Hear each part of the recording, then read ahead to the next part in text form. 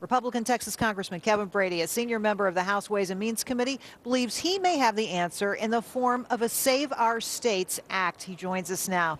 Great to see you, Congressman. Thank you, Gerri. Thanks for having me on. Well, let's talk about this Save Our States Act. What is it? What are you trying to do? Well, this is a bill authored by Tom Graves and myself and led by Senator Kay Bailey Hutchinson. Texas basically says, look, since the courts have struck down ObamaCare, and the states are going to end up spending a lot of money between now and the time the courts actually rules, Supreme Court rules, let's call a pause. Let's call a timeout. Let's pause this so the states don't rack up these dollars and spend a whole lot of legislative They've got obligations to start spending now. Oh, they do. One, they're not only getting money from the feds, but the feds are requiring them to put things in place. And I can tell you from our legislature in Texas, they're scrambling to meet all those mandates, all those deadlines. All right, well, let's take a look at some of the costs involved here. The estimated cost to states of health care reform. Texas, where you're from, over 10 years, it's going to cost $27 billion. A couple other states here, Florida, $5.2 billion, Indiana, $3.11.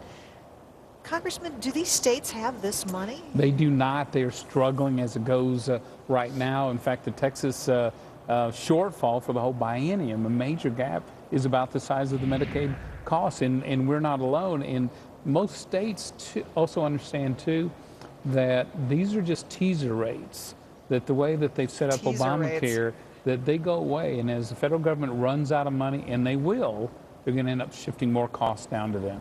Well, I know the states are very concerned because they're facing their own financial straits right now.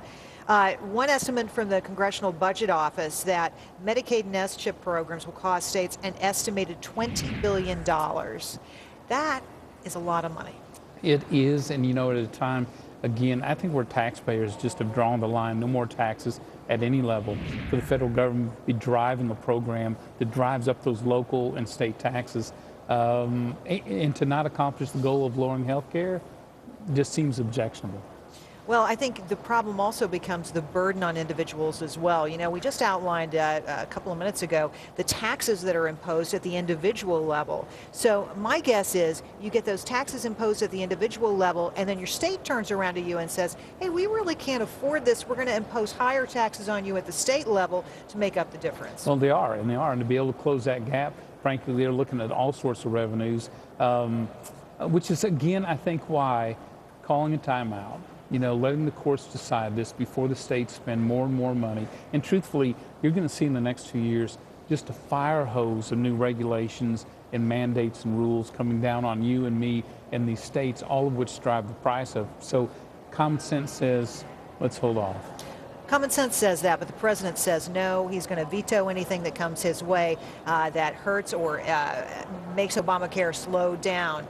You've got a wall of no coming at you. Well, we really do. In this boxing match, there's one of us, and the president and Senate Democrats are squarely swinging at us. But we just think we're on the right side of this issue. We got some better solutions on health care that actually lower the health care costs instead of this massive bureaucracy, and we're just going to keep fighting.